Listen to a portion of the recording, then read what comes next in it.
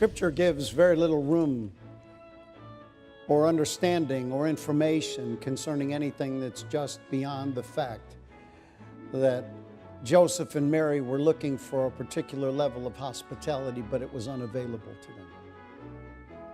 There wasn't any room for them. Is there enough room for you? Do you have enough room to slow down enough to really begin to appreciate the people that God has put in your life? But even greater, do you have enough room to just hold back for a minute and to say, well, this thing really is about Jesus. It's really not about much else. And hold yourself from an opinion that other people may be celebrating Christmas too much commercially. But press yourself into a place where your complete thought pattern is this is all about Jesus. I can tell you I've done both. I've not only been at a place where the commercialness or things that were like that were the things that were on my mind. If you remember, I worked for United Parcel Service for 7 years. During those years, I never had Christmas. And right from that moment, at that moment till today, all of it that we've done around Christmas time was really based upon the services that we would have and the people that we would help and all the things that we could give. But in a very, very small way, were we ever really able to stand back and just really focus on what Christmas was truly all about. So almost my entire Christianity has really attempted to force me into a place where I wasn't able to think about what Christmas really meant. Because you're so busy doing things when it comes to others, you don't really think about it. My fondest memory of what I'm talking about actually was even before. It was even before I worked for UPS. Because for a year to a year and a half, Linda and I just made such a decision that it was going to be God's way for our lives, and we didn't really care about anything else. That we licked the bottom of the poverty barrel for almost those 2 years. Because all we really wanted was Jesus to be first in our lives.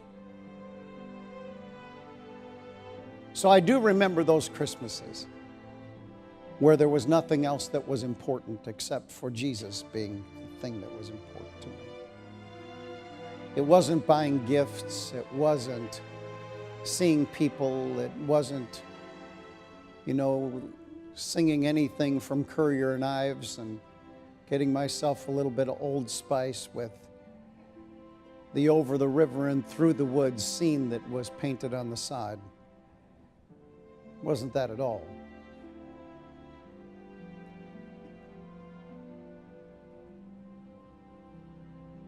So today, my prayer is that we're able to really refocus.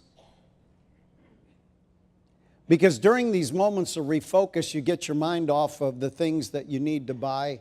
You get your mind off the people that you don't want to see that you will. And we'll talk about those in a minute. But what it does is it actually helps you to put things in their right perspective. Before I came up this morning, I was thinking something, and that, excuse me, and that was this, that what does worship really look like? Moreover, when we think about worship, we think about music, we think about songs, we think about things that are like that. But whenever I am able to focus on things when I see a person worship God in the Scriptures, it seems to be that God and this person are shut in together. That this individual is going to have this action toward God where they don't really care if anyone else ever sees. But I never find it in jubilation. I never find it in running around the building. I never find it in Christian cliches. As a matter of fact, I find it's in some place that's completely the opposite to that. I find it in quietness. I find it in a place where even when you walk in a room when it seems to be happening, you want to tiptoe because of what you see. I see that a person is able to focus so much on their relationship with God that all of the things that are on the side or they're in their peripheral vision mean absolutely nothing, because all that matters at that moment is being able to wipe away all the leaves off the ground and to see Jesus for who He really is. So for these next moments, I just want to tell you a few things that I think are important to help us not miss Christmas this year. Number one is this: Christmas is more than a season. It must first be a person. Christmas isn't a season. Christmas is a person. We've allowed it to become a season. It's almost kind of like that, those individuals that were actually talking about all of the commercialism, and these Jewish men who had these businesses, they began to sing, "What a friend we have in Jesus," because of how much money we make at this time of the year. That's the only time they ever know the song, "What a Friend We Have in Jesus," is during the month of December, because you make up so much of the losses that you had during the year in that month. And so Christmas isn't a season. People want to push it into a season. Christmas is a person. And sadly, in large part, we've gone along with them. Now, I'm not saying that it's wrong to do that. What I am saying is this, is that although we need to play their game, we must never, and let me use Linda's shtick for a moment, we must never forget His name. Because Christmas isn't a season. Christmas is a person. Even though all of society wants to tell you the opposite to that. Christmas isn't a season. It's not about Toys R Us. It's not about all of the things that you now need to do, the cookies that you need to make. Really what that is that a lot of times during, Christmas time, a lot of times during Christmas time, people make up in the personal relationship arena what they should have been doing the rest of the year. Now, is that true or not true? And really what we do is we use Christmas, we're willing to put Christmas into a season because of that very thing. But Christmas isn't a season.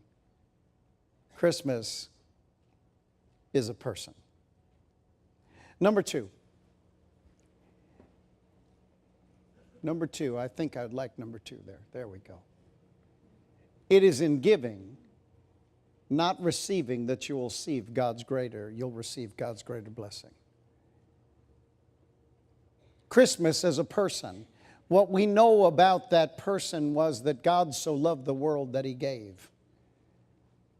That's what He did, that He gave.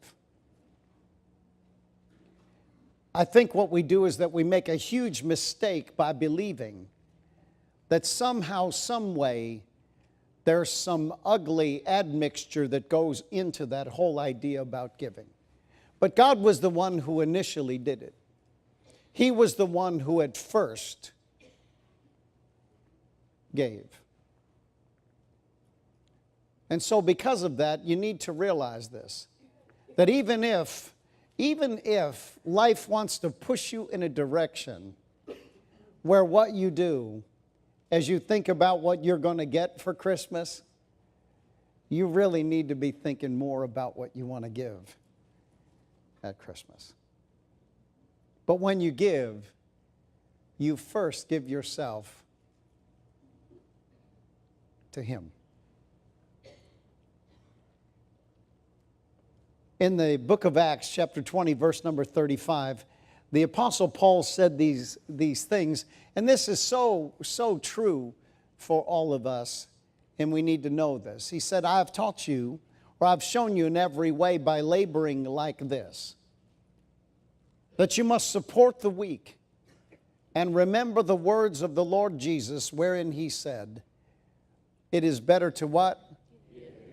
Than it is to receive.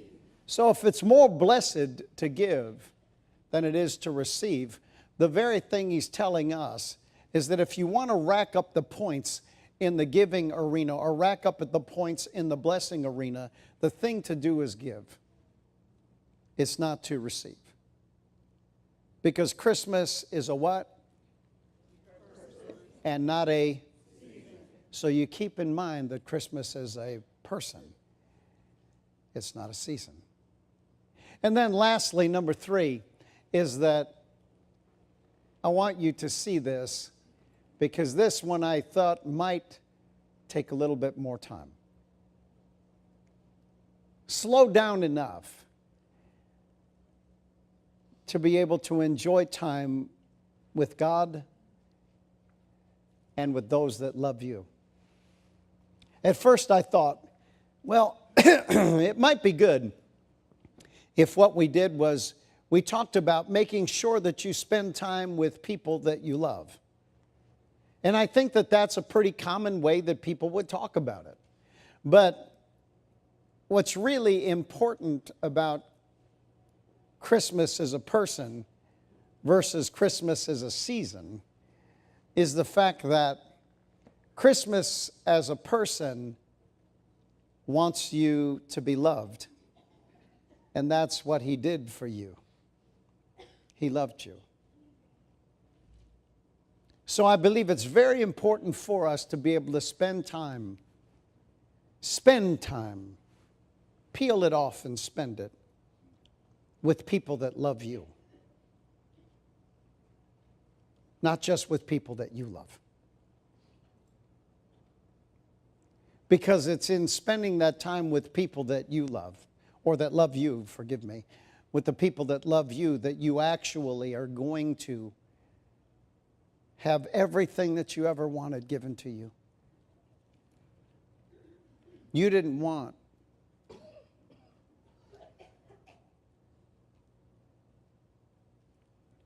You didn't want to take this month and a half and just consistently spend it in situations that you don't want to be in. Remember, after all of these years, I've come to the place to where I can probably say with a certain level of truth that many times people get so worn out at this time of the year. And they get worn out at this time of the year because they keep having to give out every day. I got so many parties. I got so much to do with the kids. I got so many things that I need to do. I have so many presents I need to wrap. I got to go to a work. I got to go to a work Christmas party. I've got to do this and I've got to do that, because we're spending time with people consistently that maybe we love. But you know, sometimes it's just too much. But we're not spending any time with people that love us. Because it's spending time with people that love us that you get filled up at. And if there's anything that I want for you, is that I want you to be fulfilled as a person before you leave the earth. Spend time with people that love you. Because otherwise you live an entire life trying to chase down someone that you love, but you never get it. So here's a number of ways that you can actually bless others during this time. This is just an easy list of things that you can do when it comes to other people that are helpful. Here they are. Number one is that spend non-distracted time with them. Make sure that no matter where you are over this Christmas season, make sure that no matter where you are, you spend non-distracted time, which just means is the cell phone goes away. Now, for some of you, I just cut off your arm. The cell phone goes away. You actually make sure that the people that you are with become the most important people to your life. Spend a lot of time, friends, talking to them about what's important to them and very little time about what's important to you. That's number one. Number two is that give them something when you have to give a gift. Make sure you give someone something that you know that they would like. It's really funny when I hear people, oh, I know what I'm going to get them. I just love this so much. This is just so cool. This is really awesome. I'm telling you what, I know. This is what I'm getting them. Look what I'm going to get them. I'm thinking, but this thing that you bought that you like so much, they are not going to like this at all. Because what we do is we end up giving people things that we want, not necessarily things that they want, and we're kind of hoping by the time that the night's over, it becomes a white elephant gift and it ends up in your car back again. Buy something for people that you know that they like, not something that you like. And what that does is it shows them that what you did was you studied a little bit about them. Number three is that bake them something. I might have done this for me. But let me tell you, if it's not good, it's going to be given to Tom Nestor.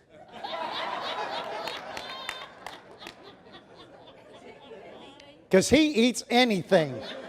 It just so if it's no good and you see Tom with it in his mouth, you'll know it didn't make my grade. So just remember that. Just remember that. Hey, I look at it like this. If I got to spend calories, it's going to be for something that's going to be worth it. Come on now. I mean, it's the truth, isn't it? Because even my bacon's on fleek.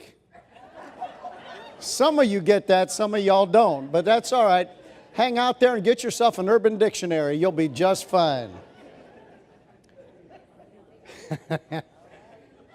Here's one of the things that's really an important thing. Before you go somewhere, send some people flowers before you go. Write on the note or have the florist write something you don't even know. Have the florist write down exactly what you want to tell them, because it's able to live there after you leave that night. So send somebody some flowers. Now what I'm doing is I'm giving you some absolutely awesome understandings about how to relate. Number 5 is this. Write them a card.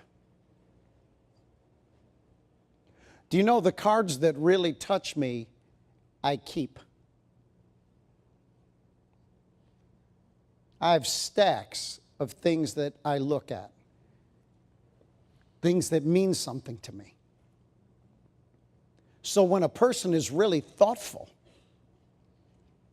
and I know that they've put a lot of thought into them writing me something,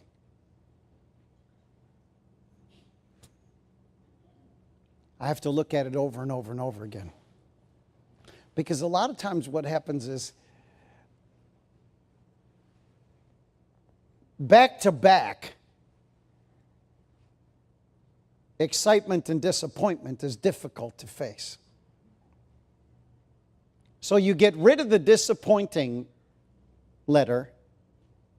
You get rid of the one that wants to condemn you for something because they're so stupid they don't even know what you said. And you notice how I use the word. And at the same time, and you have to shut off all the things that are said about you on Facebook. People are so funny. They get one thing that's said about them that they don't like and they think they're going to die. You ought to try being up here. That ought to give you something. So write them a card and thank people. You can always think of something about an individual, even if you don't like them. You can always think about, it's true. Let me ask you, do you have more people in your life that you like or more people that you don't? Tell me the truth, that you don't. That's why I'm telling you this stuff. So that you're happy by the time Christmas comes instead of depressed. So remember this. It's like even Justin talked about this morning when he came up and ended worship. He talked to you about your words. Your words actually, your present words create your future experience. Those words just don't come out of your mouth. And those aren't just things that you want to say when you worship God. Those are things that you say independent of your time in Christian assembly. Not your time in Christian assembly. We're cognizant about it right here. We're just not cognizant about it when we talk to other people every day. So that's why it's so important. And plus, your words are also things that you write down on a piece of paper or inside of a card or however you do it. Number 6. Take care of something that someone has need of. It doesn't have to cost any finances. Some of us have more time to be able to give to someone else than money. And if you've got more time than money, remember that you do. Remember that you do. And then number 7 is bless a person financially when it's possible for you to be able to do so. And then I want to once again tell you about number 3, which was this. Slow down enough to enjoy time with people who love you, not necessarily with people that you love. It's interesting, there was a quote. Someone once said, he said, all of man's problems come from his ability to sit still. Spend time with people that love you. As I've gotten to this point in my life now, I've gotten to the place to where I know that there are certain things that I need to do. Every day there are things that you need to do, I need to do. We can't get away from them. We're responsible for them. But when you have time that's free from having to do all the things you have to do, make sure you spend it with people that love you, not just with people that need you. Because the day's going to come when you're going to be at a place where you're outside of your income-producing years. And your life will actually be determined by relationships. It's not going to be determined by what you can buy someone. That's why you want to make sure and stop the whole thing. Stop it of spending your time with people that you love. Spend your time with people that love you. Because you need to build those relationships. Let's say that for a moment, and then I want to pray with you about this. But let's say for a moment that someone that really cared for you. Now, I'm not talking about getting around somebody that, you shouldn't be around. I'm not talking about that. What I'm talking about is that the people that love you the most are the ones that you think will also understand the most of all the other things you need to do. Do you understand what I just said? Okay. The people that love us are the ones that are the only ones that are willing to pay the price for what we have to do in life. So you can always tell them, well, you know what? Maybe we can get together next week. Maybe we can get together in 2 weeks. Maybe we can get together in a month. Well, no, I'm sorry, can't really do that. And all of a sudden, what happens is the only people that we're spending time with are the people that we have to spend time with, not the people that we want to spend time with. And I can tell you this, having had much of my life already spent, I can tell you this, it's a mistake. It's a mistake. Don't spend your time with things that you have, with things that you believe that you have to do. But give your time to the people that love you. Because when you love, one of the greatest frustrations you've ever had is not being loved back. Is that true or not true? True. Okay. And I believe that there's a biblical precedent for all of these things.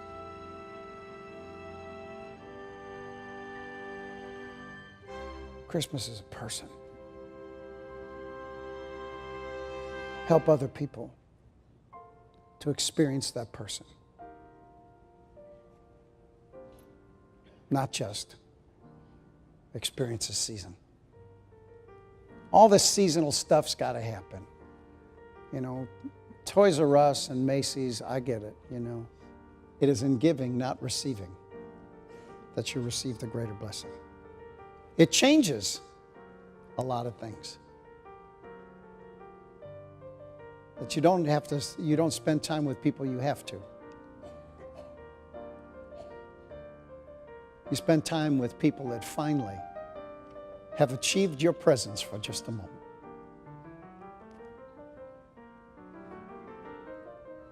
Let me pray with you. If you are in the Chicago area, we would love for you to join any of our services.